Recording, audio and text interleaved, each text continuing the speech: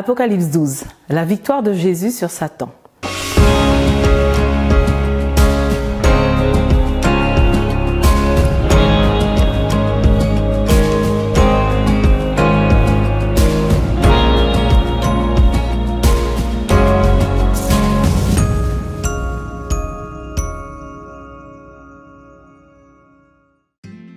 Ce passage nous présente trois tableaux dans lesquels deux camps s'affrontent. Le premier, que nous dévoilent les versets 1 à 6, nous relate le récit d'une femme sur le point d'accoucher qui se retrouve face à un dragon terrifiant cherchant à dévorer l'enfant qu'elle est sur le point de mettre au monde. Alors que la situation ne semblait augurer aucune issue favorable pour cette femme et son enfant à naître, le texte nous apprend que l'enfant arrive au monde, que c'est un garçon et qu'il est sain et sauf et promis à une grande destinée.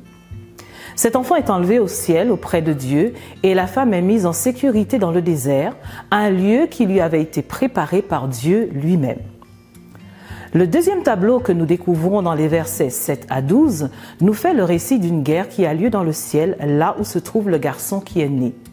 Et là encore, nous retrouvons le dragon qui, cette fois-ci, s'attaque à l'armée angélique conduite par Michel ou Michael selon la version, celui qui est semblable à Dieu, c'est-à-dire Jésus lui-même.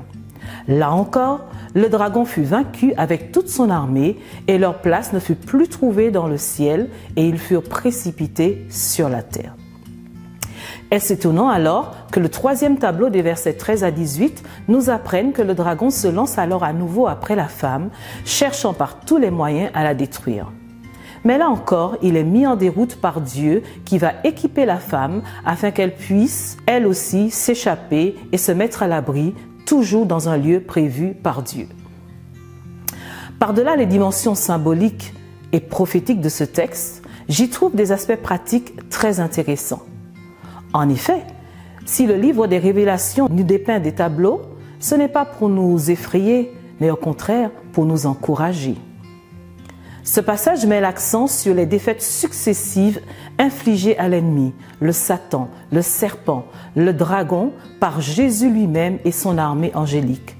La femme ne combat pas, c'est Jésus qui mène la bataille, tandis que le Père prend soin d'elle et la met à l'abri en sécurité.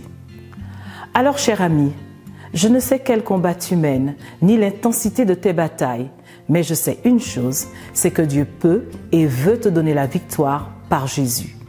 Jésus est celui qui n'a jamais perdu aucune bataille.